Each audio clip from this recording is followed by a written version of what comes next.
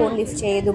మనోకి phone చేయగానే మనో phone lift చేసి, ఏంటి సార్ చెప్పండి అని అడగగానే, ఏంటి మీరు ఫోన్ చేస్తే ఫోన్ లిఫ్ట్ చేయరా అంటే, లిఫ్ట్ చేశాను కదా సార్ అంటాడు. నువ్వు కాదు, మీ అమ్మ ఫోన్ ఎందుకు లిఫ్ట్ చేయరు? మీరు ఎప్పుడూ లేటేనా?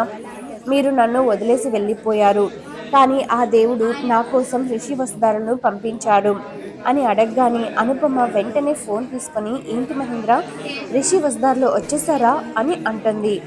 అవును అనుపమ, ఇద్దరూ వచ్చేసారు, నాకు చాలా ఆనందంగా ఉంది అంటాడు.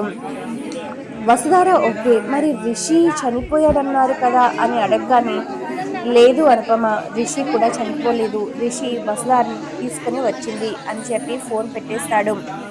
ఇదిలా ఉండగా రిషి శైలేంద్ర దగ్గరికి వెళ్తాడు. ఏంటన్నయ్యా ఇది, మీరు ఇక్కడ ఉండమని చెప్పలేదా? ఇప్పుడు నేను అక్కడికి వెళ్తే నేను ఎలా ఇక్కడి నుంచి నేను వెళ్ళిపోతున్నాను అని అంటాడు. ఏంటి భయ్యా అలా అంటావు, నేనున్నాను కదా అని అంటాడు. నువ్వు ఉంటావు, కానీ కావలసిన సమయంలో పక్కకు తప్పుకుంటావు అని రిషి అంటాడు. ఇంతలో వసుధార అక్కడికి వచ్చి, ఏంటి సార్ ఏంటి అంటున్నారు, ఎక్కడికో వెళ్ళిపోతా అంటున్నారు అని అనగానే దేవయాని కలగజేసుకొని, లేదు వసుధార రిషి ఇక్కడి నుంచి వెళ్ళడానికి ఇష్టపడట్లేదు, ఇక్కడే ఉంటాను అని అంటున్నాడు అని చెప్తుంది. ఇక శైలేంద్ర కూడా, అవును వసుధార, రిషి ఇక్కడే ఉంటాడంట, ఎక్కడికి వెళ్ళడంట అని అంటాడు. నాకు తెలియదు సార్, మనం ఇక్కడ నుంచి వెళ్ళిపోతున్నాం అని వసుధార అంటుంది.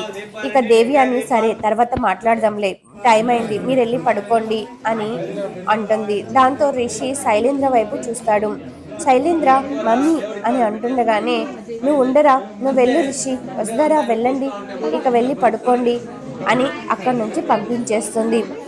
రిషి వసుధారలు మనసులో నవ్వుకుంటూనే లోపలికి వెళ్ళిపోతారు.